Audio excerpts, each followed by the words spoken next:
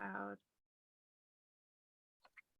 Okay, so commences the November board meeting of the SPJ Freelance Community. It's Wednesday, November 9th. We're getting started around 4:15, 4:16 to be exact.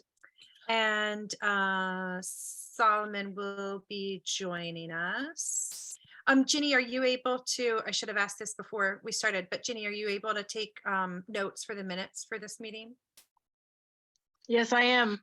Awesome. Thank you very Can much. can I throw in a thank you to Ginny for her note taking and minute recording services, because I'm Amen. known for very thorough minutes, but hers are amazing. Awesome. I want you to know, Ginny, it's appreciated. I will. Thank you, and thanks for the copy editing. It's always good for that. No, seriously, thank you for very much for doing the minutes, Ginny. I second that. Okay. Well, so we, I'm sure, have a lot to talk about to debrief from Media Fest, which was just over a week, which concluded just over a week ago. But I'd like to table that until Solomon, our program coordinator, is here. I was hoping to go over plans for the elections as well. I kind of want to wait until Stacy is back before we dive into that. Is there anything else, since we're sort of free forming it, is there anything else that y'all would like to get on the agenda to make sure we discuss today? Susan? I would like to discuss Twitter. Very well. Adding that. And you want to go ahead and actually, let me just, before I switch to Twitter, is there anything else on people's minds that we should make a point to discuss today? Remembering that this is our penultimate board meeting of 2022, and I'm assuming that the elections will go down in early December, and so we'll have the transition. So anything else for us to discuss today? Okay, cool. Well, let's go ahead and talk about Twitter then. What would you like to? So I would just, because nothing is happening on Twitter these days. With the Elon Musk issue, I'll tell you what I did is on my own personal account and on the SPJ Freelance account, I took screenshots of our profile page so that we know how many people we had and how many people were losing. Oh. My personal account, I lost like 10 in a week, and they were all deactivated accounts. I have a tracker that I track every week. But just to let you know that I'm tracking, my game plan for our Twitter account is to stay there. And I'm not ready to take on Mastodon. If anybody has seen the posts about people are fleeing to Mastodon, and it's really confusing. It's like it involves servers and apps and all this, and I haven't had time to read up on it. Okay. I don't know if it's a fad. I would rather just stay and see what happens. Yeah. And I just want to make sure that the board is on board with that. Thank you. I'm fine with that, Susan, because it's hard. Two things. It's hard to tell what might happen. And also, I'm still a little torn, so I'm giving it time. My feeling is, if we all leave, we as in people with ethics and standards and common sense and Credibility. most of us probably believe as far as values, if we all leave, then Twitter becomes nothing more than a machine for the creeps. And I'm not sure that's healthy or a good idea. So since I'm not paying for it, I don't feel like I'm putting money in the pocket of somebody who does not deserve my money. So that's good. Yeah, just- we are not verified, like that's what you have to pay for, and I'm cool with not being Yeah. verified. if it doesn't mean money, I don't care about being verified. I just want to sort of see how it goes. And I think if as an organization or as part of an organization, it makes sense to just see what happens. My other issue with this alternative is if you're going to have an alternative to something like Twitter, why name it for something that's extinct? I don't know. It is open source, and somebody did post something interesting. They're like, with so many layoffs at Twitter, they lost so much like brain power. They could come up with their own version of Twitter and like start their own company. So I mean, just Yeah. because we have one alternative down doesn't mean that that's the only alternative we'll True. ever had. Yeah. I mean, I jokingly posted that I'm waiting for now, but like when I leave, I'm going back to MySpace or Friendster, which was an early version of like Yeah. before Facebook. Yes. But yeah. So anyway, I just wanted to confirm with everybody that's our game plan, is to sort of. And then the second thing about Twitter has to do with the newsletter. Okay. And we have a volunteer, and she's going to be taking over the Facebook and Twitter stuff for the newsletter starting this week. And I Oh. told her that if she's sick or like her schedule gets jammed, like to let like me or Hazel know, and we'll figure out something to like fill in, or if she goes on vacation or something. Okay. So we Who's have that? passed off that baton. Oh my gosh, what's her name? Anya. Great, congratulations. Hazel? Anya, That's it. Oh, yeah. She's one of them who had applied for for the Um, fellowship. For the fellowship. That's awesome. That And I is, think the fact that she is willing to do this, even though we did not give her one of our fellowships, is a very nice thing to see. Yeah. Well, I think So- she understood that, we had people who had already been volunteering and doing things. Oh, sure, but not everybody would be Yeah. that professional. Is that the right word? I mean, I'm impressed. I'm really excited to have her involved. That's really great. And she did, yeah, she had indicated that she was looking to get involved. So that's awesome. That we have a new volunteer, and also congratulations, Susan, because I know you've been looking for somebody to, I It's passed it off. I amazing. gave her 2 videos. I'm like, here's how I do Twitter and here's how I do the Facebook one. And so you I made gave videos. instruction. You made I gave videos? instruction videos. Oh, where are can you share those with us so that we can put them into the board documents? I guess so. That'd be helpful. I don't have them documenting. posted anywhere. They're like just videos. No. Yeah, that would just be helpful documentation, for like how things get done. So I'll that if and when. I'll email it to you, and I think it'll email it as a Google link. Okay, great. And then you can pull it from there. Okay, great. Awesome. But yeah. So it really came down to us asking specifically, we need a volunteer to do this specific thing. It Yep. will take this long to do, to pull people in. Great. Hazel, I saw that you indicated you had something to say too. I just wanted to talk about Twitter for a minute. When everybody left Facebook, we didn't, because we were using Facebook in a very business-like way.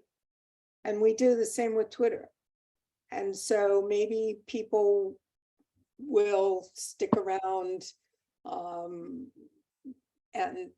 because they want the calls for pitches, and they want the tips and the little boosters that people post every so often on Twitter, and Susan retweets. And I think that that's exactly the right way for a business association or a professional association to use Twitter, just as it is with Facebook. Yeah, I agree. And Susan, I appreciate your conscientiousness as ever about Twitter, and sort of like making sure, just being on the ball to think through how to respond to a major development in the platform, and checking in with everyone on the board to make sure that we're all on the same page. I think that it all sounds like a great plan, and I especially appreciate that you're being so proactive to have to be tracking the number of the change in our number of followers. I was just curious, like, if is it going to fall off a cliff? Is it just going to be a few people and a lot more people saying, I'm so mad, but I'm going to stay here? Like, Yeah. it'll be interesting to see what happens. I haven't gone in and looked at like stats and stuff. I think Twitter has that. I should look and see if like let's say it'll say like your post reach X number of people. Like if that suddenly falls off and it's reaching like 5 people, then we've got like a problem. Yeah.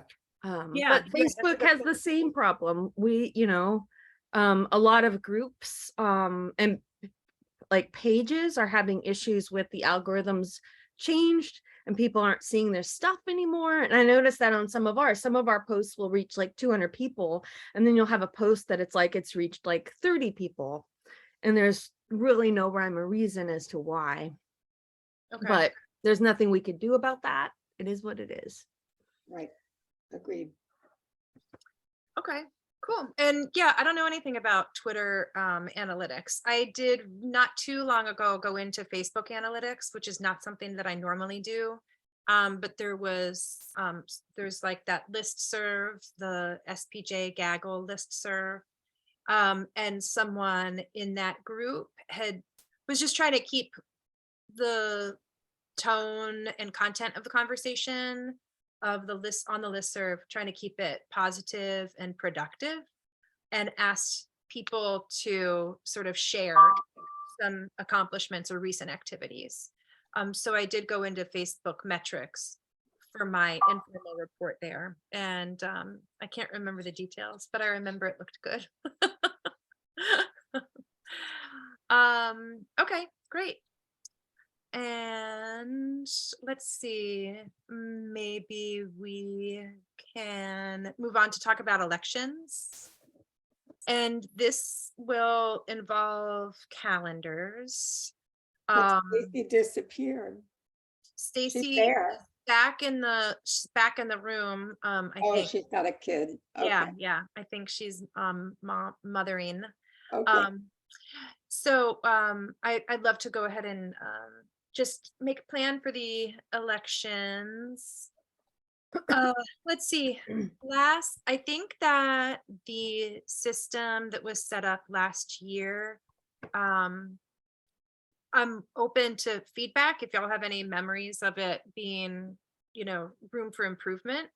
I remember finding like can't remember if it was free or cheap, but I think if it cost anything, I just paid for it out of my pocket to, just to get her done. And I don't remember hearing any complaints about it. And it was pretty well documented. So I was thinking of just sort of, rolling that out again. Just for anybody watching who is not familiar with the elections process, all of currently the way that we operate in the freelance community on the board is that all of our positions are open or are just annual 1-year terms. So all of the positions open up for election at the end of every calendar year, and the terms are a calendar year. It's possible that might get altered next year with the creation of our bylaws, which is something else we can discuss today. But at any rate, I think that for now, we'll just carry on as we have been operating. So if y'all can help me, I'm going to open up my calendar here. I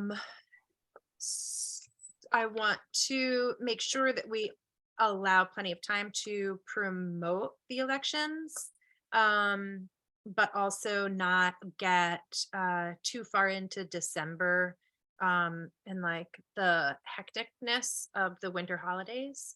So my suggestion is to hold the elections the week of December 5th is a Monday. So hold the elections like the 5th through the 11th, leave the polls open, the, electronic virtual polls open for a full 7 days. I mean, I tend to operate on a Monday through Sunday calendar, but we could certainly do it like Saturday through Friday. So then we would have the weekend to process the results and announce the results, to process the data and announce the results on the Monday or something like that. Otherwise it would be a little bit of a crunch if we were voting through like midnight on Sunday, then, we wouldn't be able to announce. I wouldn't want to commit to announcing the results sooner than Tuesday or Wednesday, just to give time to do, paid work. So what do y'all think about that general timeline? Sounds okay. So you're saying open up on the 5th and close voting on the 11th, but that's Sunday, right? Right. I mean, so we could do Monday through Sunday, or we could do like Saturday the 3rd through Friday the 9th. And then have the weekend to process the results, announce them on Monday the 12th. The thing about announcing them on Monday is that's kind of a crunch day for Hanan and the newsletter. It might be a good idea for either Ruth or me to offer to do the newsletter that week, at least to take care of releasing it, so that we can add the intro to the newsletter. Okay. With the results. I would hate for us to announce results on Tuesday when we just put our newsletter out on Monday. I mean, maybe I'm wrong about that. But. No. I think that's a really good consideration. So if we were to do Saturday, The 3rd, 12/3 through Friday, 12/9. And then announce Monday, 12/12. right?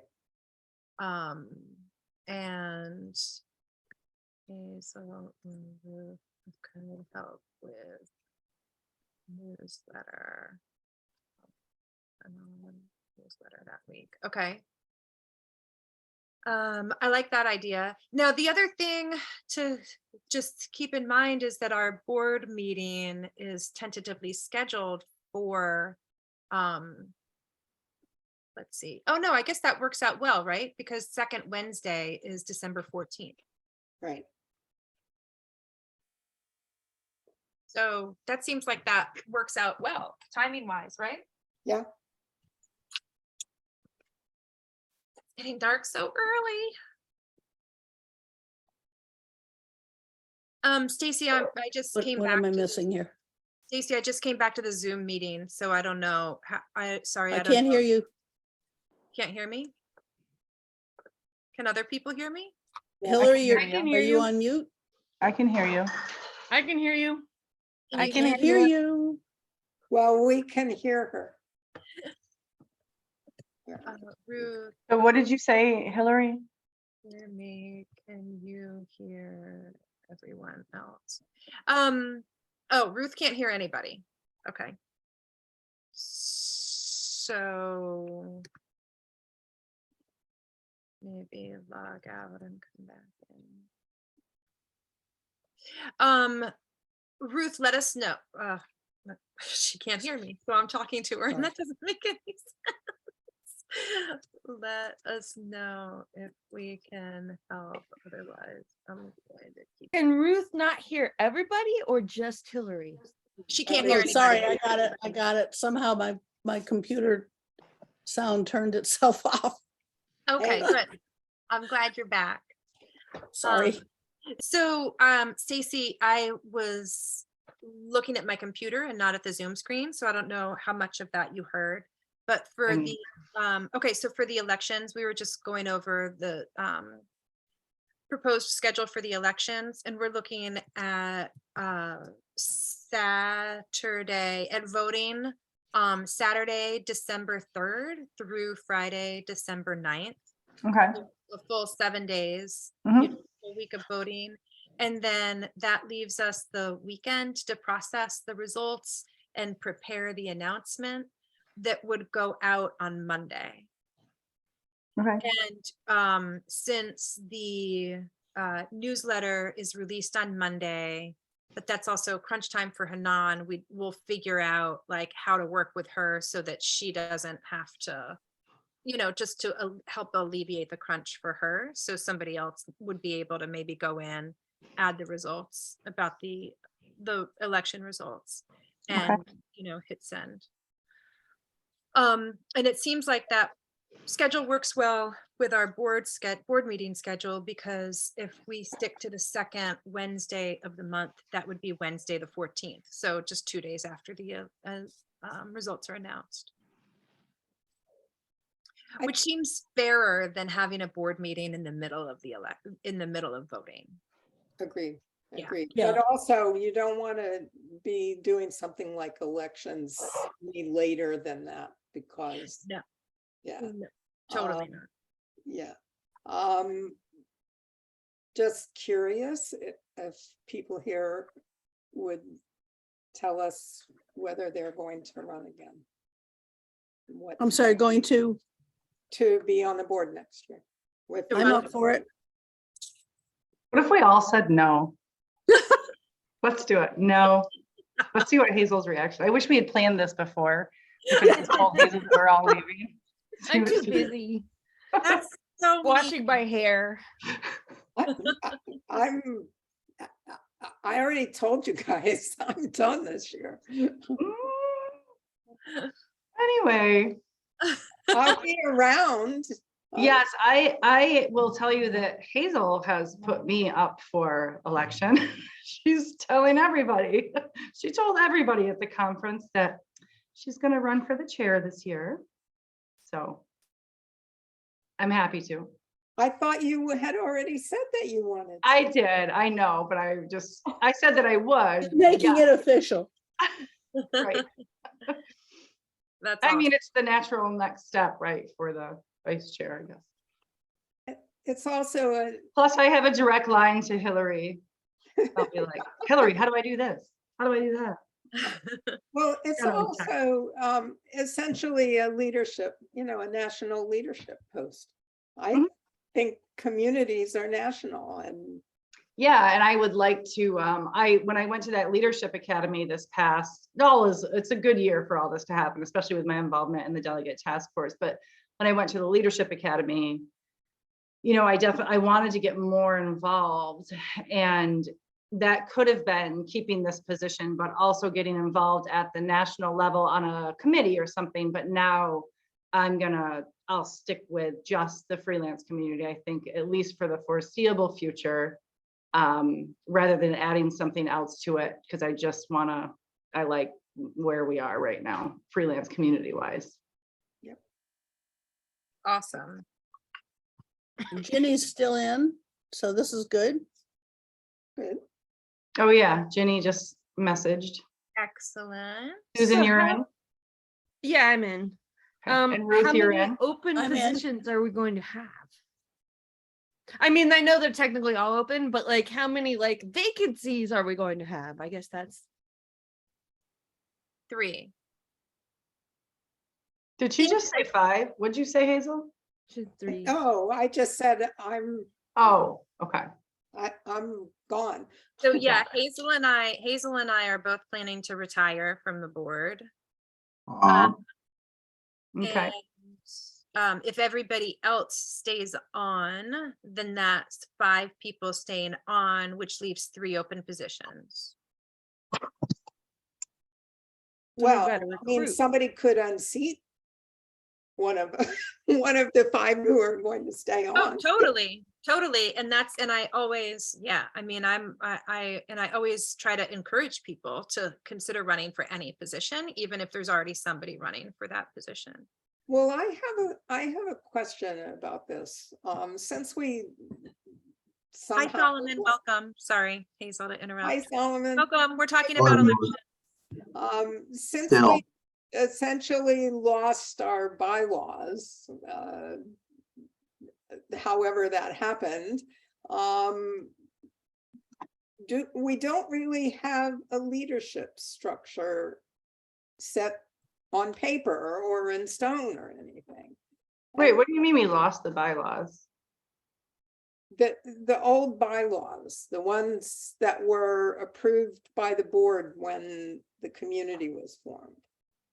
Oh, Nobody has been able to find them. Which is why we Uh, have, yeah, which is why we have the bylaws project this year. yeah, okay.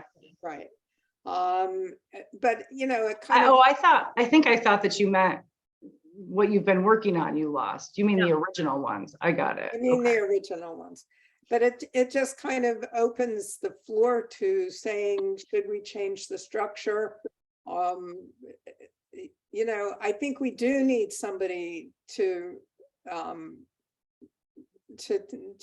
do programming. The resources coordinator is a slightly different kind of thing, and it you know, we have so many different resources. I guess that's the argument for keeping resources coordinator.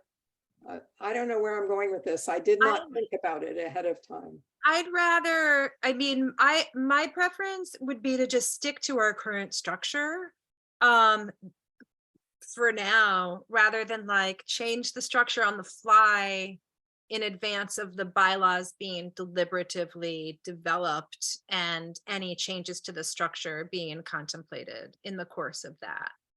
Okay. That's fine. It's fine with me. I just. I mean, that's my take on it. And as always, I welcome people to, you know, to disagree with me and share your thoughts and feelings. And I'm always willing to have my mind changed. Solomon. Okay, so just bear in mind I might be walking into something and not know what the hell I'm talking about, but so I do I every think day. I think if we already know what the roles that we serve are, so by just writing out those roles, codifying those, and then we can talk about adding the roles that aren't covered, that kind of covers both of what you're saying. Like, instead of trying to change everything from the beginning, change it outright. We know what the roles are already, so let's just write those down. And then whatever gaps you have, that would be a place for new roles in the future. Yeah, that actually raises a good point, because we do have the role, we do have the position descriptions already from last year. But it would behoove us to have everyone review those descriptions before we start promoting the elections and encouraging people to consider running. So I'm going to make a little note about that. Review and suggested edits on position descriptions. Is that what you mean, Solomon? Yes, so, and that answers my second question. The other thing is that we're trying to have an election for positions, and if we try to change things in the middle, it's going to make it very confusing as to what people are running for. Yeah. Like, if we keep that description and we find that there's holes in the structure that need to be filled, then we can do that by expanding the positions at a future date or adding new positions, you know, but at least we have a kernel of definition for what we're doing now. Yeah. I just was thinking that we need to have more at-large people. Okay. But Well, that fits in what I'm saying, because then you can add more large positions, exactly. and then you can, and then if you find that there's a position or there's a suite of activities that need to be done consistently, then you make a position for that in addition to what you already have. Right. But you know that you need a membership coordinator. Yeah. Because I'm going to leave, and let's see, Stacy's moving up to run for chair, and that leaves the vice chair role empty. Right. So then we need somebody to run for those. So then maybe we should look at the ones, like, as far as the election is concerned, maybe we should look at what we need to fill and make sure that those positions are done first, or clearly stated, and then all the other positions afterwards, because people do get to run against you. And then at least we know what positions we're running that we can advertise to the public to run for. Well, all And of make the sure we get positions, all of the positions are open. I mean, Yeah. yeah, all of the positions are open, and I think that they should all be announced and promoted, and we should invite people to run for all of them simultaneous. Like, I don't Yeah. want to. No, yeah. I'm just saying, like, the ones that have no one in them, we Well, just those struck. are the Well, ones we basically, especially recruit for. Right.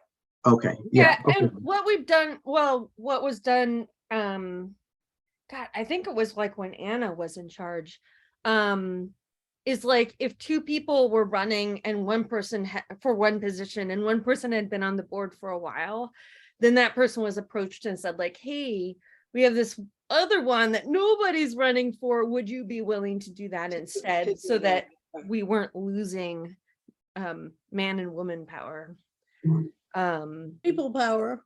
Yeah, people power. I ran once in Houston. When I first moved to Houston, I ran for, I don't know, secretary or something, but somebody else was running for secretary as well. I don't know, I can't remember the details, but she had been on the board already and she won at Guyman. I just moved there, and Ruth Nasrullah just called me after and said, can you know, will you be our at-large member just instead of secretary? And I think if we've got 3 people who run for chair or vice chair or whatever, and they don't, we can fill in with, hey, let's call them, would you be interested in being at large, right? We can just sort of plug them in rather than saying, hey, only run for what someone else isn't running for. Well, I know we wouldn't say that, but you know what I mean. How many official at-large positions do we have? 2, but only 1 is filled. Okay, Are we limited in the number of at-larges? Does SPJ say we can only have 2? No, we can have as SPJ many as says we want. nothing. We can have as many as we want. But again, I don't know if we want to, and I don't know that we don't want to, but I'm hesitant to change something like that about the structure of the board on the fly. it doesn't seem like we really need to add too many unless, I mean, because we don't really have any, we don't have an overflow of people right now. Is that what we're talking about? Is there like a Right, bunch I of people mean, that are? But Yeah, we but don't that's- know. You know, we just had a conference at which we encouraged people to get involved. Ruth did a lot of that. I did a lot of that. Stacy, Jenny, we all, Susan too. Solomon was taking pictures and running the show. I mean, all of that. No, I think that was why we were there, was to encourage people to get involved. And I think, announcing that we're going to have elections is not always fruitful in getting people to say, oh, I'll run for that. Okay, I have a thought on that. To keep the elections simple and there's committees. I mean, we can always offer people positions on committees if they're enthusiastic about being able to participate. And it gives them a level of participation that's commensurate with what they were asking for. It starts to get complicated though. I think we I should like the idea of telling people, here are our current positions. And then once the election is done, the new board can look at, do we add another at-large person for anybody who ran but didn't get elected? Do we add those people do we ask those people if they'd like to be on committees? But to keep it as simple as possible at the moment. Yeah, that's what I think. Which is, I think, what Solomon's saying. Yeah, like I'm saying, like to speak to what you're saying, what Hillary was saying, instead of adding, we have the board members that we have, because it makes it, when you change the number of board members, that's a major change in the structure of your system. That's major. But, people who run are willing to do work. Committees is a good place to start. Yeah. And you can always do that later. And I'll just add here that last year, we had a really exciting development because there was actually for membership coordinator, there was no one on the ballot for membership coordinator, but we included, of course, write-in options for every position. And we had no less than 14 different individuals So nominated awesome. for the position. Let's do it again and write in Hazel. For the position. If nominated, she will not serve. And so And not Michael Koretsky. He's the one who did that before. and Hazel is the one who garnered the most number of people wrote Hazel in. So that's why Hazel is the membership coordinator. But we absolutely reached out to every other person who was written in, whether we didn't have any way of knowing whether they wrote themselves in or whether they were nominated by somebody else. But we 100% reached out to every single person whose name was there as a write-in, and encouraged engagement on membership issues and just in general. And we have some of those people who have been regular attendees this year and have expressed at various meetings and events, and who have expressed ongoing interest in participating in one way or another. So it's not like, oh, you lose if there's a contested race for any position. It's not like if somebody loses, then they're just out of here. Right. The whole idea is absolutely to encourage engagement of any sort.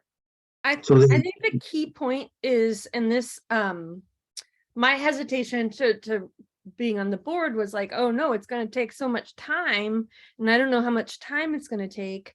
So I think having like, it can be as little as an hour and a half a month, and you come to the board meetings, to however long, however much you want to put in it, so that it's clear to people that this is not like, we're not meeting every single week. We're not, this is not 10 hours a week that you have to do.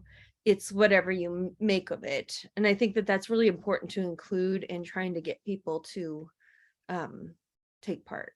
And we did include that last year in the position descriptions. And yes, and I totally agree. Yeah. And I think that actually we included that last year because that was a suggestion that you made, if I remember. I know, because that was, for me, that was like, I'm like, it's daunting. You're like, be on a board, like that's like a lot of time. Yeah. And It's more responsibility, I think, than time for this group. Or and perceived responsibility. And Ginny asks in the chat about any current board members moving up to vice chair, or if there's been any interest from other volunteers in a board role. And I do think that there are, certainly some of the people who have been engaged, like in attending events and attending meetings, who I'll definitely be reaching out to for recruitment. I would love to just put in there, I think Hanan and even Clayton have shown real I think investment in the very group. helpful. I want somebody who's very active as the vice chair, right? Because it's my first time. I've got other commitments too. I want somebody who's very active, passionate, can do things, is vocal, really involved. And not that I'm saying anybody else who might want to run wouldn't be, but I do know that Hanan would. Great. So would Clayton, but those might be two that we reach out to say that this, we don't necessarily have anybody running for this yet, and it'd be a great position. I agree. I think we should probably go to Hanan first because she's already directly involved. She's doing so much already, yeah. So, I mean, we should reach out to her first. And then I think Clayton is also a good choice. Okay. But yeah, we should ask them, because I'm not sure we should ask them regardless. Yeah, I think we should definitely ask. And they might both be more comfortable with either a committee role or a project role than a board officer role. But I also think that asking them shows that, you know, we value their being involved and that we want them to stay involved rather than be this year's conference fellows and then disappear. I think we can Yeah. count on Hanan. I don't know about Clayton or Sergi for that matter. It'd be nice to have Sergi on the board. We would at least look diverse, or Clayton, either one. Well, you Okay. definitely should reach out to them. And then if they're not as involved, maybe that's something where you can talk about having them as Yeah, the large members. Okay. maybe Well, so we it's, should stop with the individual people and not talk about them on a recorded call. and also maybe we should move on to Media Fest because it's almost 5 o'clock. And Yeah. I think that we have the logistics that we need for the elections. I will be sharing, everybody already has access to where all of the position descriptions are located. Yes. But I will be sharing that in an email to the board members to just make sure that you have it at your fingertips. And I'll ask everyone to please review that by the end of this weekend. And we can start promoting next week. I'll start promoting Monday. I won't be able to get anything out this weekend because I have because I'm hosting a poetry reading on Sunday, and I'm putting up the poet in my cottage. It's somebody I met on a sidewalk in Corning, New York, on my July motorcycle trip. I love it. Are you like trying to collect stories for a memoir or something? Like that's a So I have a busy weekend, but I can definitely take care of this and launch the promotions on Monday. Here's what I'm looking at for promotions of the election is and just to recap, what I did last year was I made one single document that I called Election Central.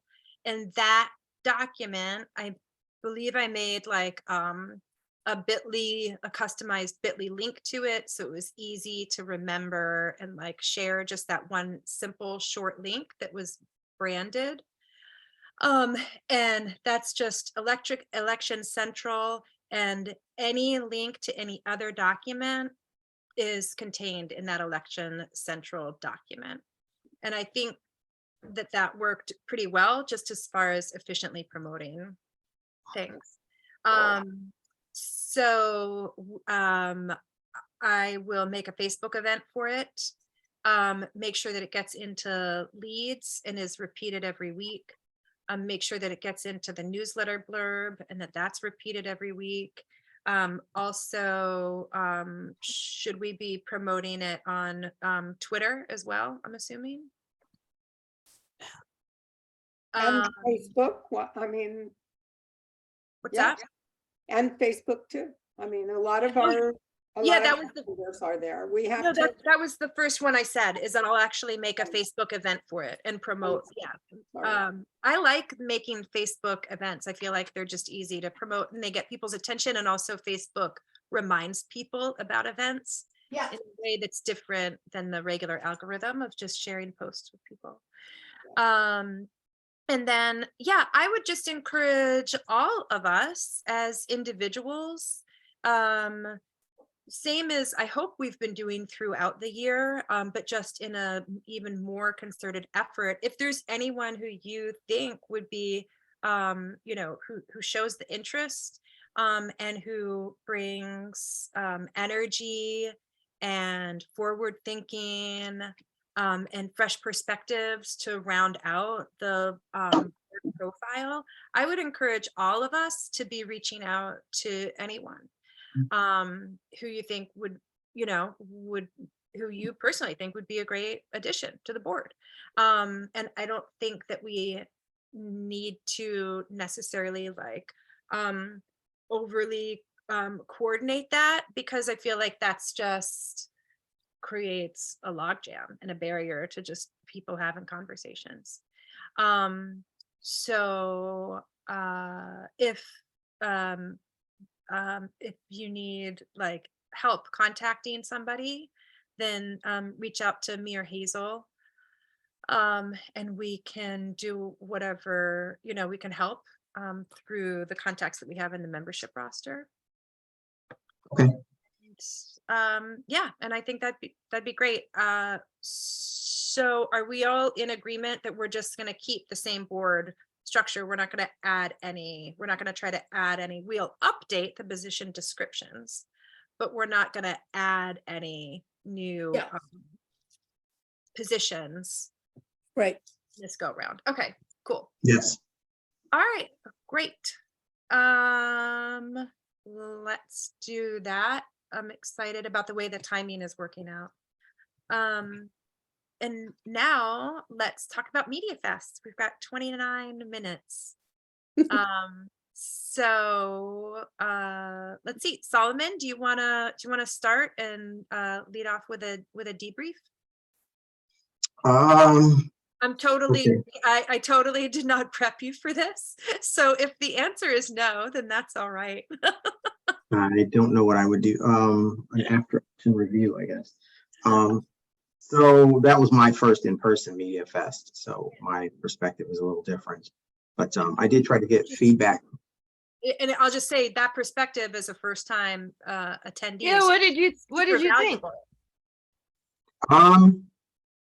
This one in particular, I am a college student, but this one in particular had skill level stuff that I was not looking for. I was looking for stuff at another skill level. I'm not at the level of the rest of the board members. I'm in the middle. So there was nothing that was really as exciting for me outside of the stuff that we actually presented, which I didn't get to participate in as much because I was taking photos for those, which are online, and I don't know if anybody has had access to them because no one's. They're great. Thank you. I haven't seen them. Okay, just as long as you guys have seen them and have access to them. That's all I I want. haven't seen them. Nope. No, Can you put a link, Solomon, in the chat? I can do that. Yeah, because it's in the in our folders, and then because I also tried to shoot them so that we can use them as promotional material in the future. Yeah. And because they have some of the fellows that won in there too. There's photos of the fellows in there. I did try to get feedback from people. The most feedback that I got was that my questions were about how can we get people to attend our meetings more, and why do they, if they're informed about them, and if they are informed about them, what is it that keeps them from being able to go? And for a lot of people, the time of our meetings is the #1 answer. Our meetings are, Interesting. That Yeah. it's an inconvenient time. yeah, because a lot of them, even though they're freelancers, they're not working on freelance hours. They're working on 9 to 5 hours, and our meetings are in the middle of the day on both coasts. That's an issue for a lot of people.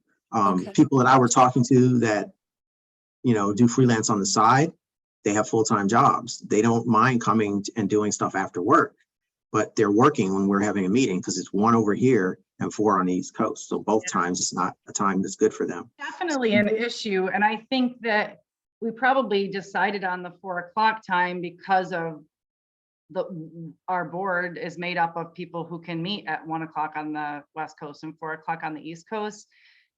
And I think that if the board changes and half of them have gigs or jobs or whatever, that they can't do it until 6 o'clock on the East Coast, we'll have to deal with that when we get to it. But I think we need to make it the most convenient for the board members.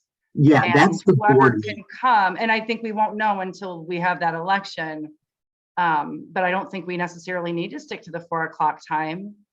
For programming, no, I don't think, I think you're right. I think we could start looking at a time and day that might be more convenient for more people to participate. I think we might want to, I don't know if we have this in our guidelines. If we don't, we might want to say that the board should be full-time freelance if everyone thinks that's appropriate. But Well, I that was- am not programming. full-time freelance though. That was, I mean, I work on a TV show and I could make it full-time if I wrote slower, but I do other things because I get bored. So I now teach too. okay, so that was that was part of something I was going to refer to as well. So a lot of people were confused by what we mean by freelance. Do we mean full-time? Do we mean part-time? Is it for me?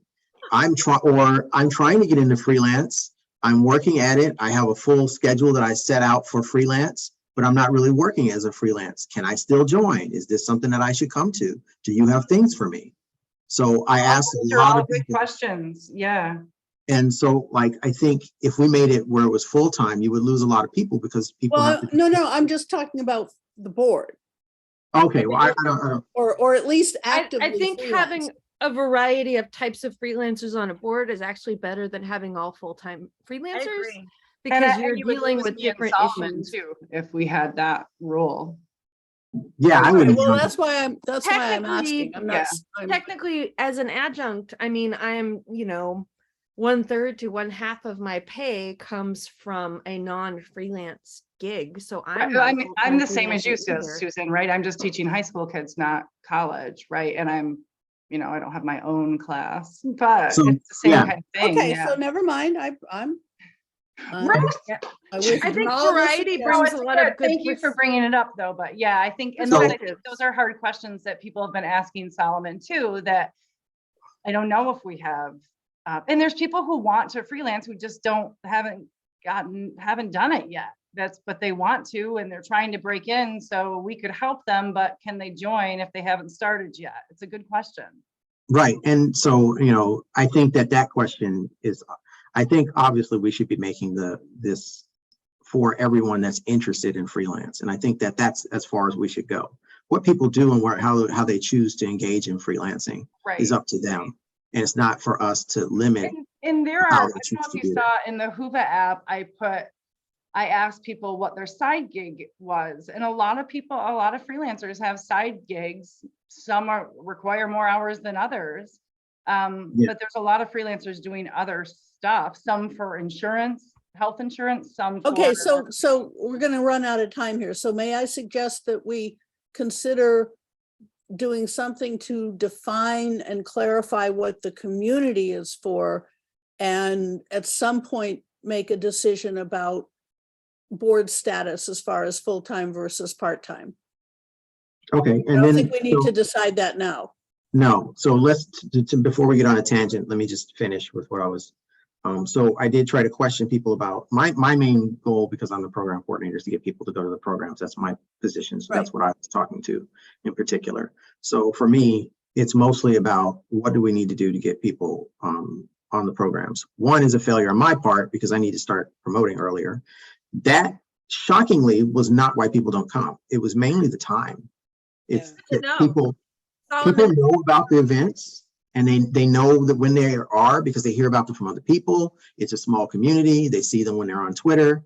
You know what I mean? So they do see them when we put them out. They know that they're on a regular basis, but they also know that they're in the middle of the day, and they're typically in the middle of the week, which is a time where most people are not going to have the time. So for me, as far as changing the times, I can't speak to the board. That's something that the board has to decide. But I would, looking at how the programs work, we would do better to try to find times after work so that people who are working side gigs or full time can attend the program. And then the other thing is that we make sure that it's clear that the material that we are putting on here has a range. So sometimes from what I've been receiving from people is that they're not clear that the material is for them because they don't understand what the community is exactly. So then the programs aren't necessarily things that they think relate. I've had people tell me, oh, I didn't know that I have a resume already. I'm full-time. Why do I need to come to a freelance thing to do a resume? Okay, but the resume updates your resume for a freelancer and it's just particular. So people aren't always clear about that. So maybe when we're advertising our programming, we need to have a brief explanation, maybe 1 or 2 sentences, but we need to make sure that we don't assume that people know the components of freelancing. We need to make sure that we explain it in an outright way so that people know that it is for them, and people who are interested and haven't started yet understand that it has value to them. I think we should also make sure that every event we do lists if it is indeed for print, broadcast, and digital, we list those things so Yeah. people don't just assume, oh, it's for print reporters. That was, so getting back to my thing, that was the other thing. So I'm a photojournalist, shockingly enough, because I haven't been doing a lot of photographing here lately, but I am a photojournalist. That's my main thing. And a lot of people who work in visual medium don't think that this is for them, or work in audio, don't think that this is for them, right? So, because they don't see specific language that they use, but we've produced things that have been for all of those genres. They just don't know that. So maybe not necessarily, I do think we need to address that. I think we need to make sure that it's clear that we approach a wide spectrum when we create our programming, and that when we advertise the programming and tell people about that, that is something that we include every single time. And Yeah, that that would makes sense. be clear. Then the other thing is that people do want to participate in programs. They just don't know what's in it for them. We haven't made it clear what our programs and participating and helping us gives them. We do tell people that it's volunteer. I don't think people are confused about the time. From the input that I'm getting, I don't think that anybody is really confused about the amount of energy that goes into it. I think that they like the community. That's another feedback point that I got. People think that the community is friendly enough to approach. I just don't think that people approach it because they don't feel like, one, it's for them, and two, there's tons of communities out there, not just SPJ. Why would they come to this one? We have to make it. When you say come to this one, do you mean come as an attendee to the programs that we offer? Or do you mean come to this community to volunteer their time? Yes. Okay. So to be clear, both. So if we're offering a program, why would they go to a program that we offer when they can get that program that's already online from the ONA? Because we do it in a way where it speaks to freelancers. And if we don't make that clear, then they don't come, if that makes sense. Mhm. Right. So again, we have to make it clear that it has some value to you as a freelancer, because I've talked to people at this program. I talked to people in the SPJ, in the NABJ, and there are a lot of people that want to freelance because everybody knows that they need another gig to work. Everybody needs to work. So they don't always know that coming to Ruth to hear about how to put a resume together as a freelancer is a little different than going to the ONA and putting your resume together over there, or looking at some other organization. So those are things that we need to make sure that we make clear.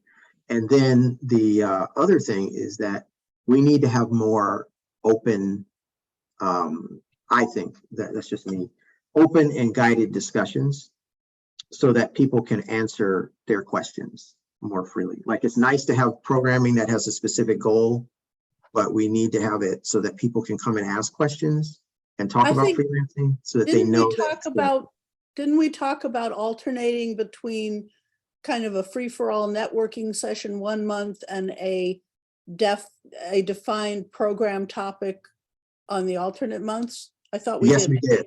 So Am I that, thinking of I another think, group? no. I think we just need to push that a little harder. I think we focused on the events more than the other stuff. The other one was kind of like, we'll just do it. Yes. I think we also fell into a habit, and I think that we even had a discussion about the open-ended and more casual programs that we offered. I think there was a discussion and a decision made to at least assign a topic to them. And Yes. and I think that what Solomon is saying is just not even have a topic. Let people Yeah. just come and ask their own questions. Yeah. That's sometimes what I they- thought we talked about.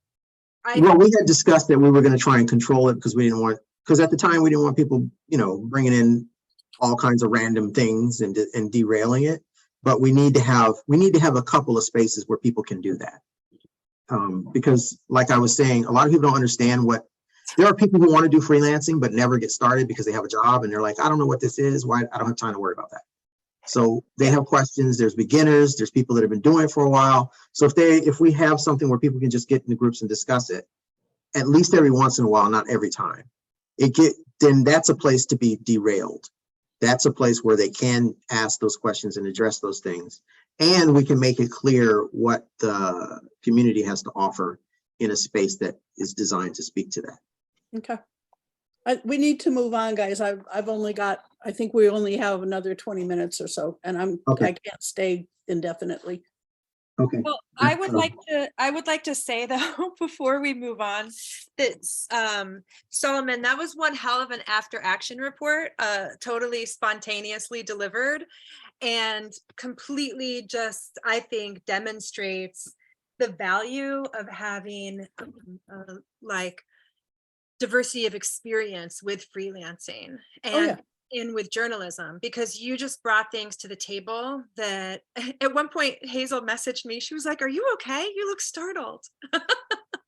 And it's because I was like, oh my God, like I never would have imagined that we would have gotten some of that feedback and you were able to have those conversations with people that I could never have with people because you're coming to it like with fresher eyes.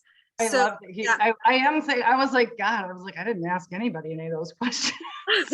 that was I didn't ask anybody. I was just assumed everybody loved us. But you're not program. I mean, Solomon's program. It was great. It was good initiatives out to Fabulous. Solomon. You made the most of that for sure. Yeah. Thank you Thank very you. much for that, Solomon. That's great. And just so you know, that Notes also for myself for includes next year. that also includes the international community, because I talked to people from different countries as well that would be interested in coming too, and they had the same questions. So it wasn't just local or people at the event. Awesome. Cool. Awesome. Thank you. Well, are there other takeaways from the from Media Fest about what went well and what ideas we might want to pursue next year? Ruth? I thought, first of all, we had a fantastic location for the freelance community. And anybody who has not yet relayed our appreciation for that to headquarters might want to do so. For those of you who weren't there, the conference hotel had 3 levels of program space. We were on the center level. We were on the same floor as registration. So it didn't matter if you were signing in or going to a session or what, you could not avoid our location. They gave us a nice sign. They gave us a nice sign for our sessions. They made us very visible. And I'm guessing a lot of that had to do with Hazel and Hillary and whoever else talked to headquarters about making sure that people could find the freelance corner and the freelance people. I thought that was a huge plus.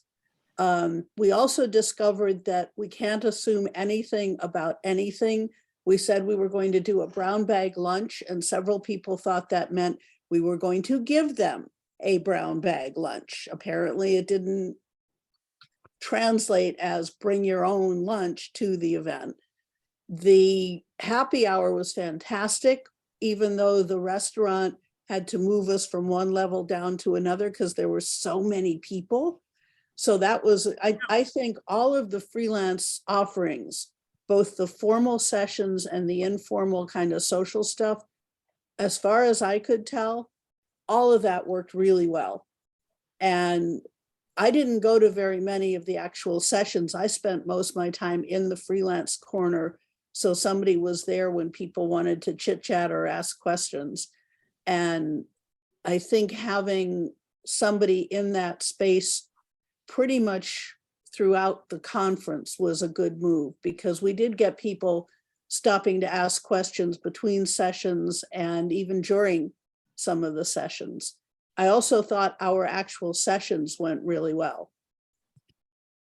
So I think we can call this a huge plus for our freelance community. Awesome. Daisy. Stacy has her hand raised. Yeah, I second all of what Ruth said. And Ruth and Hazel and I really parked ourselves at the freelance corner. And I thought we did I think we really welcomed people in, unless you weren't a freelancer. And then you heard from Ruth, and I loved that. She's like, are you a freelancer? This is the freelancer. No coffee for you. She kicked him out, which I was did. good, because you could see how it would be, could get crowded. There were tables that people were using. I also think when we try to plan something, sometimes it's better just to get there and wing it. And I think the brown bag lunch was one of those things where we're like, should we have tables? Are we going to have chairs? And then Ruth and I were sitting there in the hotel. She got the hotel guy to come over, and we were talking about getting chairs, and we just made it like, oh, we just talking like this shouldn't be a big deal. Just it's like, how many Yeah, chairs because do you want? initially the hotel people didn't want to put extra chairs in our space because of, fire code and Safety, access and Right. blocking the So escalator and all that stuff. they brought the chairs, and they were there for an hour, and then the chairs were moved. But everybody had a place to sit. I think that was important. I don't think it would have been comfortable standing there for an hour. I think because we had that many, we did it, Hillary, like the San Antonio one where we had everybody introduce themselves, and some people went on for a lot longer than others. And I get it. They're here, they're paid a lot of money to be here. They want to network and, but I think we shouldn't introduce people when we have that many. If we had 10, yes, but I think it takes up too much time. I think we should just go into introduce the couple people, whoever are hosting the lunch, but then we just go into questions. And then whoever wants to ask a question, they get to introduce themselves.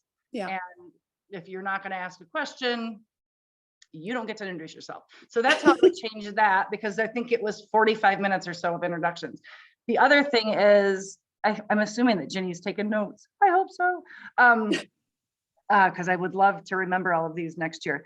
The editor meet and greet, we had 4 editors drop out just when we got the date. They were all in it. And then when we got the date, Washington Post, the Daily Beast, Edible DC, I guess it was 3 dropped out. And it was all week. Oh, and Jordan, it was 4. Jordan Bennett Begay, who was there, she's awesome. And she was speaking at an event on Friday there. And I was like, oh, you can't be there Saturday, because she had emailed me well in advance. And she said, no, I didn't know it was going to be on the weekend. I got to travel.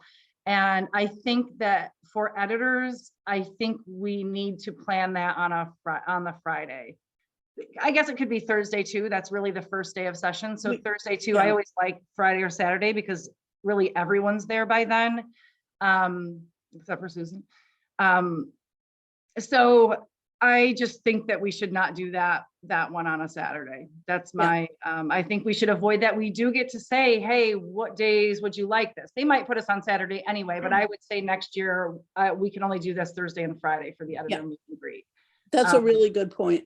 So, and that kind of speaks to, it's an angle of what Solomon was saying about people who freelance on the side. We're asking people with regular, essentially 9-to-5 jobs to come talk to us. We should not be asking them to give up their weekends to do so. Right, exactly. And it's great for the freelancers because they're already there and they've paid for the conference. But yes, the editors coming on that day, I don't think that's a good idea. The other thing too is I think they all thought, the editors and the freelancers thought it was way too short, 50 minutes. It was really short. Hazel was keeping me on the clock. You got to change, blow your whistle. So it was great. She was helping me make sure the groups rotated around, and it was really good. But we could do this for longer. I don't know I know the only other option would be like a 2-hour workshop, but it would be worth talking about that. And that's actually something that Karen and I have already started talking about for next year. Okay. Oh, okay. Because even I think then we could do what we did this time, but also have people bring pitches, right? Because some people ask like, oh, can I pitch to them? Can I send this to them? And maybe not, I don't know, but we could certainly fill 2 hours. And then the movie mediums, I think I loved that one, even though that was an hour after the whole, I don't know, whatever happened with my kids. And so that I did not think I'd be able to deliver that, but I think that people were eating that up. I was really surprised. And I got into the minutia of broadcasting, of like, how do you write a lead, and how do you, there is no lead in broadcasting. There's an opening line, and every time you write that, you can throw it in the garbage because there's nothing important in it. So, and people were really taking notes, and it was good. And I was like, oh, this is good. And I think that it went over enough into radio. I think broadcast, you were there, Susan, right? So I think it went enough into broadcast writing in general, not just television. But that one was I thought that one was a good one. I wasn't sure how that was going to go. And all the commentary I heard was positive about all 4 of our yeah. It was fabulous. You did a great job. And I've already spoken to Solomon about getting you to do a workshop, you know, to teach freelancers how to write television scripts. Yeah. And Yep. Awesome. Susan has her hand up and I have a couple brief comments as well. Yeah, so I thought that the sessions that I went to, which was just ours pretty much, were fine. I did end up in a couple of sessions where it was like, oh, this is for college students. This has nothing to do with me. I wish that they would have been better labeled. Like, hey, this is intended for students working in student newsrooms or at student radio stations. But one thing I would like to see them, and this is beyond the freelance community, is the table talks thing, that you could do that at lunchtime, like bring your own lunch, and we'll, like, in this room, we're talking about freelancing. In this room, we're talking about television. In this room, we're talking about ageism in the industry. And you could have some really good Yeah. They you could did have it, some, they did it in San Antonio, but they didn't do it this year. I don't remember it in San Antonio, but like is it the IRE? One of those, when they were in Los Angeles, they had, like, you would walk into a room and you would go to the table that you want, like, Right. oh, I'm going to go to the podcasting table. And Yeah. it wasn't even at lunchtime. It was just an A round open table session. and you went to the women's table or the podcasting table or the Black broadcasters table or whatever. One of Um, my, one of my other, one of my other associations at their annual conference does roundtable sessions Yeah. on each day, and they repeat some of the same ones. So you can, if you have more than one interest, you could go to one on Wednesday, one on Thursday, one on Friday, and you've got some variety, because a lot of us have more than one interest. Right. And the tables are kind of limited. So you maybe have 8 to 10 people at the table. It's not a big group. So I wish that they would bring that component in. My other two thoughts on Vegas, which appears to be everybody's favorite place, is so Planet Hollywood has like a mall attached to it. I don't know if anybody's ever been there, but it's like you have the casino and all the stuff in the casino. And then if already you do did that. self-parking, you're parking outside of the mall and walking through the mall to get into the hotel. But just two thoughts. When we've done hockey stuff, because I play in hockey tournaments in Vegas, when we've done hockey stuff there in the past, we have been able to have team dinners at PF Chang's, and they gave us a room. Just thinking ahead about things like the happy hour. And there's a sports bar and grill inside the mall that is attached to the casino hotel, because a lot of the casino, I mean, it's like, I don't know if we're going to be able to get a restaurant space without paying. And I think it might be easier to do it like at the sports bar in the mall. Yeah. And people are going to have to walk that way anyway. This is excellent insider info, Susan. This Yeah. is And incredibly two, helpful. for the people who hate Vegas, I will be driving like until like 1 or 2 in the morning to get there. But which means I will have a car. So if anybody wanted to go hiking in Red Rocks or Valley of Fire, I can fit 4 other people in my car. So we can plan an excursion where if like you can sign up, but I can only fit 4 other people. But yeah. Red Rock is closer. It's on the edge of town. Valley of Fire is like 45 minutes, but it's really cool. I want to go, but I don't want to walk. I don't want to hike. Oh, you can't go I'm just there, kidding. but I have to bring my hiking boots then. Yeah, well, tennis Okay. shoes will work. I can't. Awesome. That's really but good yeah, information. Just looking ahead to Vegas, I mean, because Vegas has the really downside of Vegas is that people who have issues with walking and stuff, you have to walk a lot just to get to the hotel and just to get to the Well, but that's a hotel, right? Planet, can you that's a hotel to stay in. If you stay in the hotel, you're not walking. it's really It's spread out. big. You are walking. It is. Okay. Okay. Good to know. Yeah. So like, I know like in the past, some people are like, oh, like, I don't want to go like more than a week or two. That's But just in the hotel, you're going more than a block or two because Okay. it's so vast and spread out. Yeah. And the weekend before, rooms are like $100, but then they go up to 200 and something the weekend that we're there. So You've already checked. Wow. yeah, well, I was looking to see if maybe the $100 thing was like an early season, like if I could snag a room for $100. Yeah. No. And also note that I don't know how they're going to work this with the headquarters and convention planning stuff. Vegas hotels charge a resort fee that usually isn't charged until you get there. And it's like, we're charging this for internet and you being able to use our pool, and it's an extra $30 a night, usually anywhere from 30 to 50. Mm. And I believe Planet Hollywood, if you stay there, you don't have to pay for parking, but if you don't stay there, it's like 15 or 20 bucks a day for parking. All right. Just so you know, Vegas has all these extra sort of hidden charges. I don't know how the convention people are going to deal with it, but just so that you're aware.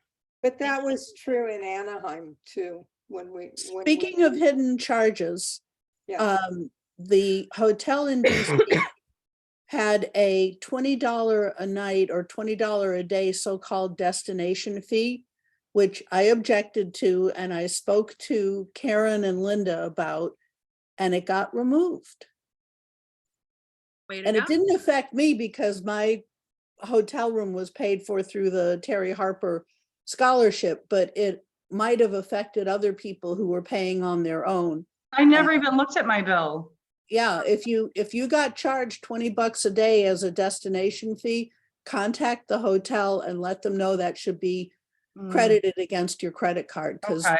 they Well, got it removed. because my husband came and talked to clients, his company's covering the hotel, so Well, but they I don't still think he'll- shouldn't be, they I still don't think shouldn't he'll be come charged. to Vegas next year, so we can't get that benefit again. But it was good. And thank you all for and just being so welcoming to him, because that's kind of weird. Hey, my spouse is coming and he's not a journalist. You were all very warm and inviting to him, and I appreciate that's it. He's your typical other half. SPJ. That's typical course. SPJ. Lots of people's awesome. spouses come. Yeah. Yeah. Only a few of them are journalists, but their spouses come and we love them. Yeah. That's SPJ. That's why excellent. SPJ. Well, I do want to, no worries, Solomon, welcome back.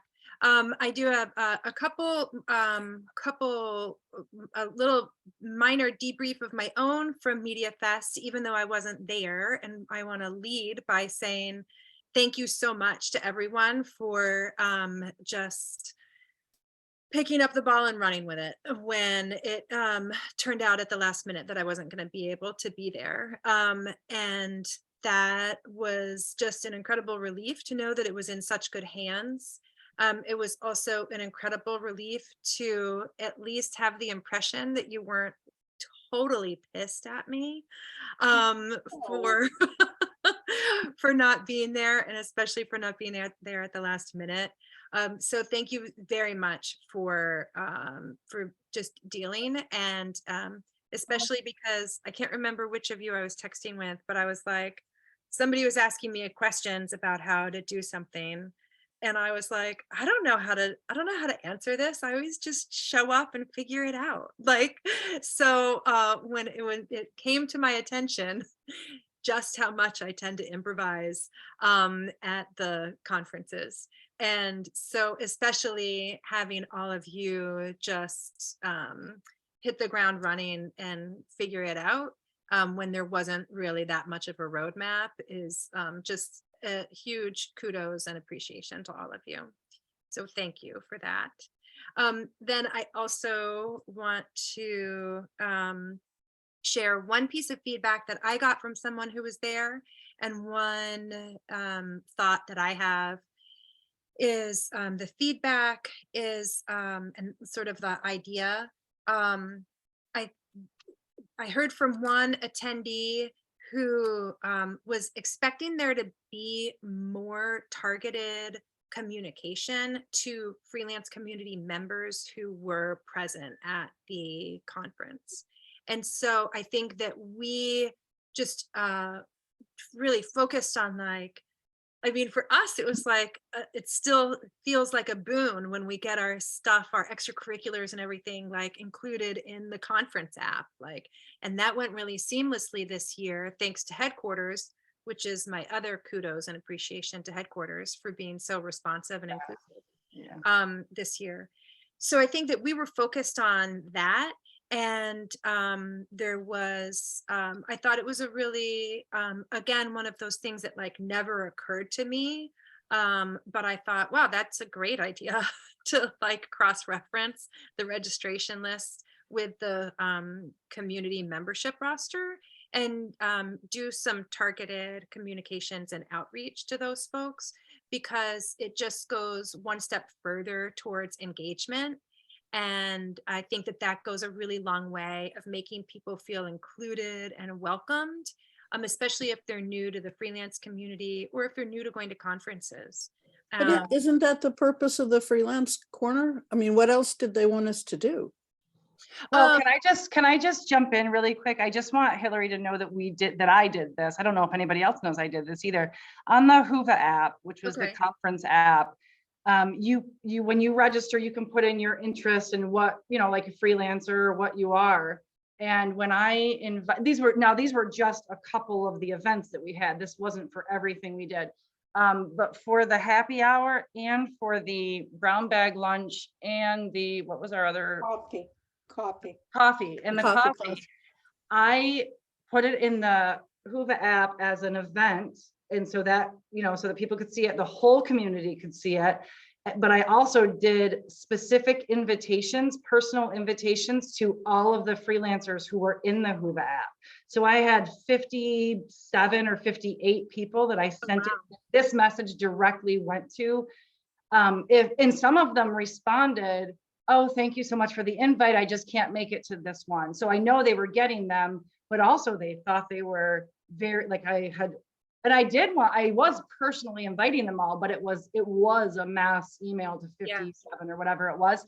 So we did do that, but I think it meant that when you kind of got your profile up in the app, you had to put freelancing in it, because that's what I looked for. I looked for free, or that's what I invited was all freelancers, freelance journalists, whatever. So anyway, so I was making that attempt to it, but I don't know how many just people were there that we didn't reach out to.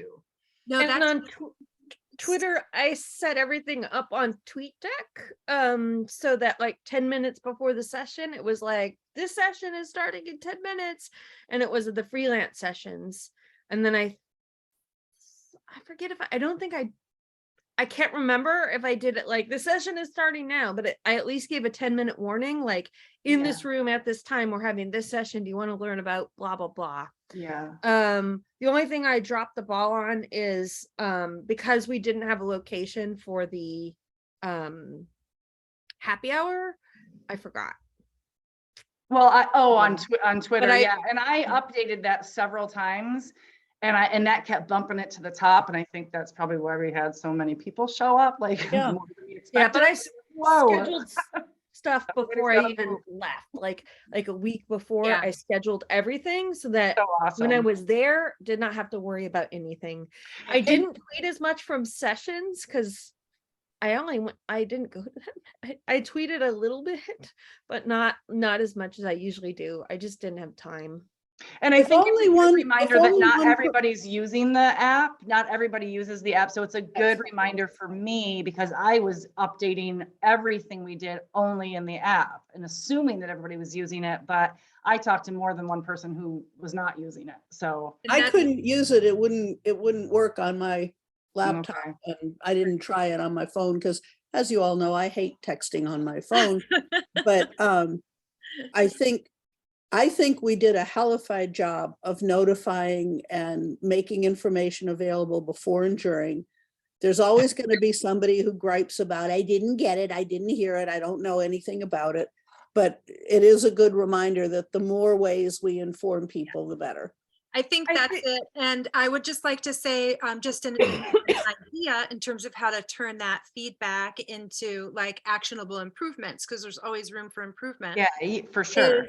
To in our conference promotions in advance of the conference, and and maybe even like midstream during would be to encourage people to use the app and let people know, like, we're gonna, so I agree with Ruth, like the more ways that you reach out, the better. But I also think if there is going to be one primary method of communication for efficiency's sake, which is the conference app, which makes a lot of sense. And it sounds like Stacy did an amazing job of utilizing Did. that tool.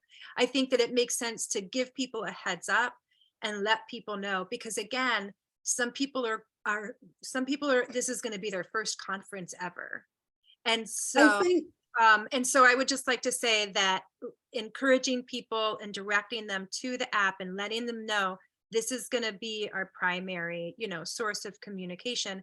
Be sure you download it. Be sure you be on the lookout, and be sure you put freelance in your profile so we know to reach out to you. That's perfect. Yeah, yeah. And I would like to suggest that we keep in mind the possibility of a first-time freelancer attendee session, maybe just in the freelance corner, or if not an actual session, letting people know that if this is your first SPJ conference, we can help with making you feel more at home and more comfortable.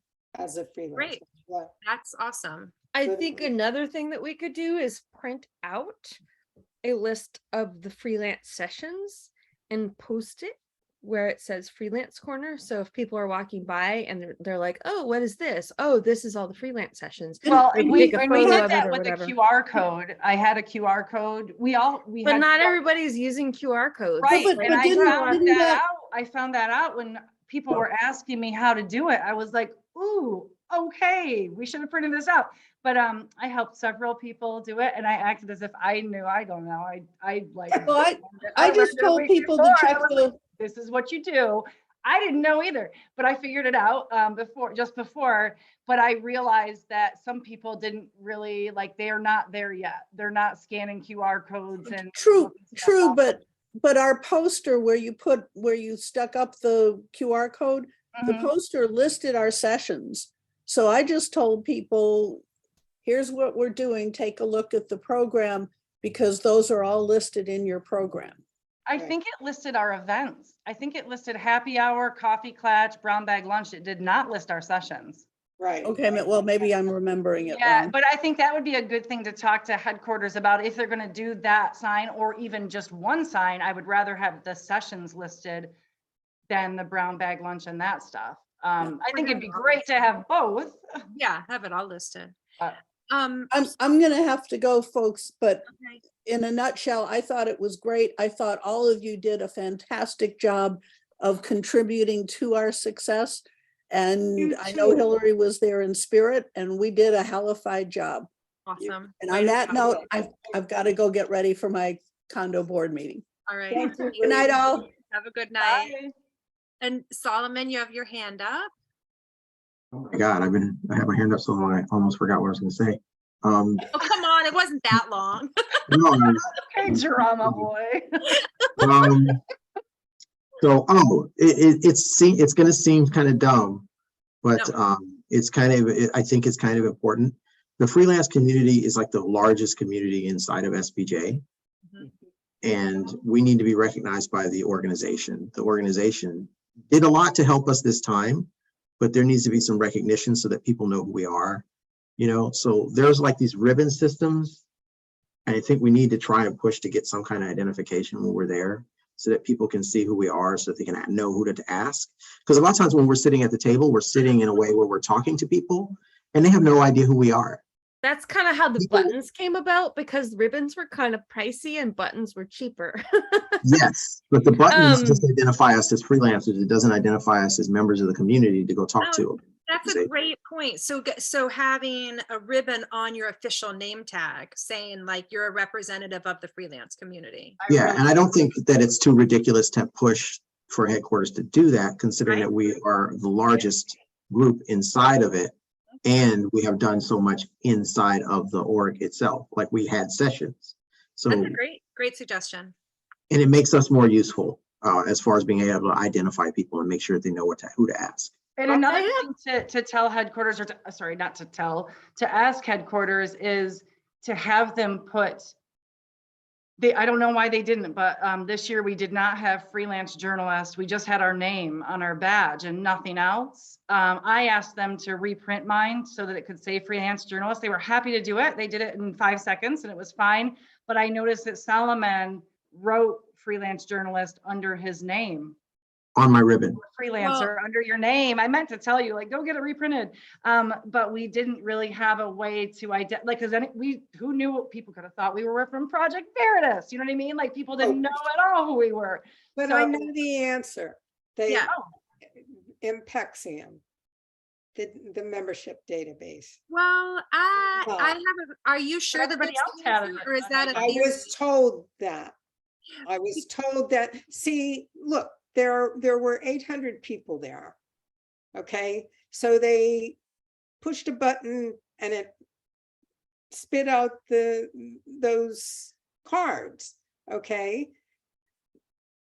It has to do with the way they had set up the forms or something like that. I was wondering if it had to do with the way that people registered for the conference. And if like, so like if I were a staff reporter and I wrote, you know, Hillary Niles is my full name, and the organization, the outlet that I'm with, let's say, you know, somebody Niles works for, Media. let's say somebody works for Associated Press and is a staff reporter, it's very natural to them to write their employer name on that line. But I don't know if it's natural to freelance journalists to fill out independent journalists or freelance journalists or the name of their own freelance business and sole proprietorship or whatever. In my case, I always write Niles Media.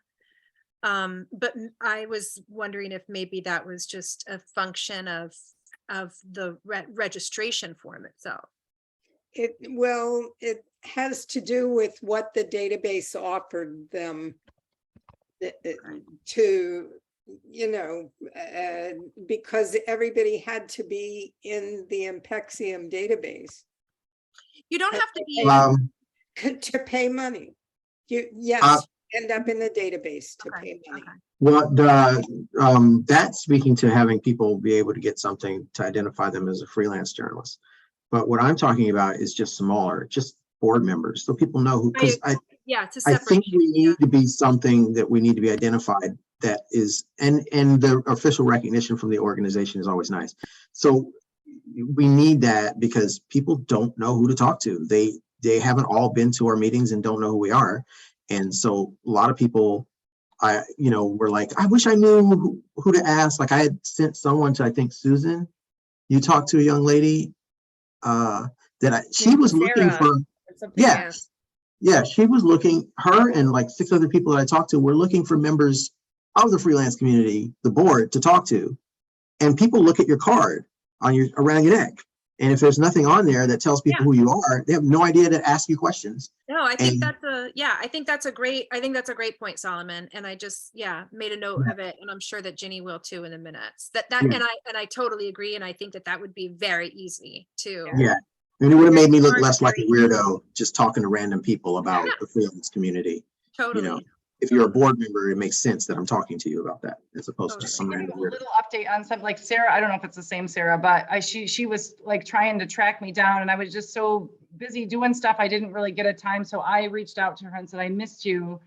I know you wanted to chat, and I've connected with her and I'm going to set her up with, I think, a place that she's a broadcaster and I'm going to try to set her up with a place that she can freelance for. So I have been in touch with her. So because I did notice there are a couple people who were trying to nail us down and it was just crazy. So I have maybe 6 or 7 different emails back and forth with people that I'm going with and getting You're back in touch amazing. with and That's awesome. get reached out. Yeah. So, but my point is that like I was trying to connect people to members of the board and their complaint was, I have no idea who these people are. Like, I don't know who you are. So, you know, it's hard for them to come to the table and know who to ask questions and how to get information if they don't know who you are. Totally. Yep. Totally. Good point. Okay. Great. All right, wine time at the Becker House. Yeah. Oh my gosh, it's 10:06 already. Yeah, I gotta go too. All right. This was a great debrief and good meeting, good discussion. Thank you, everybody. I will, before I stand up from my desk, I will send everybody the position descriptions for Okay. review and updating. And again, if we could get that finished by the end of this weekend, I will start promotions for the elections on Monday. Wait, get what finished? Updates, sorry, you might not have been around for that part of the conversation. Just updates to the descriptions of all of the board positions. Okay, okay. Not any structural changes or substantial changes. So we just- should each update our own position right now. I understand. Okay. Yeah, everybody should update their own, and feel free to take a look at the rest of it too, and ask if, or make suggestions, whatever. So if people could please get that done by the end of this weekend, then I'll start promotions for the elections on Monday. And then the other thing, I think the only other thing to say, just as a reminder on, like, while I'm thinking about timing, is just a reminder about the newsletter deadline is Fridays, because a non-schedule requires her to have all of that material in hand already so that she can work on things over the weekend. Okay. That's good to know. I was actually treating it like it was Sundays, so okay. Okay. I'll do Fridays, so I'll say in my head that it's Thursdays. And thank you, Hazel, so much for picking that up for me. It's been nuts. Oh, I know, you guys help me sometimes when I need it. Yeah, it was difficult with Corey having COVID, and I had to get everywhere. I had to tell work that I was going to be late because of the whole bus situation. And there was just a lot. It was a lot last week. Can so. I plant a seed before we leave? Yeah. I've been thinking about this, and I think we could do it, and we could do it in conjunction with the conference, just in our own little area, is to have nominations and people vote for a freelance community member of the year and just give them a little certificate. It's like no money involved, no nothing, just like you can put it on a resume that you volunteered so much that and it can be a board member or whatever, but to think about whether we might want to try to implement that at this Vegas conference. And it may be another way to get not only more visibility, but like maybe more people would volunteer, like, oh, like there's a chance like I could be recognized for being like this cool. Or we could do a thing though. We volunteer. could like each pitch in like $5 and do like a $25-$30 gift card to a whatever. Just a certificate, Or like a small print little out the thing. certificate with like not my printer because it's low on ink. But just to recognize just to recognize people and to bring more like a visual element Yeah, to it. I love it. But just to think about not, Yeah, Stacy and I actually talked about that a little bit this We fall, did. but it just didn't get off. We the talked ground. behind all of your backs about it. Hillary sent me an email randomly at like a weird hour. She's like, I've been thinking about this. And I'm like, oh, I love this. So yes, that was already a little thing that we had thought about. And I think we probably would have done it if things hadn't happened in your world where you couldn't come, you know what I mean? I think even at the last minute, I think we would have done it, but Yeah. just something to think about. love Thank you it. for mentioning it. It's My great. my plan for Vegas, because I still will have a Thursday class in the fall. So I usually have, instead of having a 4-hour class, I do like an hour class and then I leave. So if I am out of Orange County by like 7 or 8 p.m., I would get there by midnight or 1 a.m. So I'll at least get sleep. But I will be coming and have a car so I can bring stuff more easily than somebody coming by plane. I just I'm can't. probably get there coming by car. Thursday. I'm probably going to drive there as well Yeah. because I'm coming from LA. There's no reason for me to fly. It's a 5-hour drive, 4.5, 5 hours, depending on if you want to beat Google Maps or not. Yeah. Anyways, just Okay, thoughts. well, I gotta go. All right. Thank you so much, everybody. Hey, we'll see you in a month. All right. Okay. Bye. Use my pictures everywhere and tell everyone I took them. Okay. Oh yeah, did you send us did you post the link to the to the Um, album? For some reason, I'm on the internet I'm at Valley College actually, so my internet's weird. I'm trying to share it with my phone, so. Okay, I didn't let see me- what's that word? A link in there. Let me just Oh, email. it just doesn't say photos. It's, No, it's okay. 2022 SPJ Media Fest Freelance is a whole bunch of your photos in the folder. yeah. Okay, cool. I didn't realize that those were photos. I'm excited I to might see rename them. it. I'm Thank gonna go you. look at them right now. Thank you so much, Solomon. Awesome. You're Yeah. welcome. Cool. All right. Have a All good right. night, everyone. Thank you Thanks. so Bye, much. everybody. All right, Bye. thank you. Bye.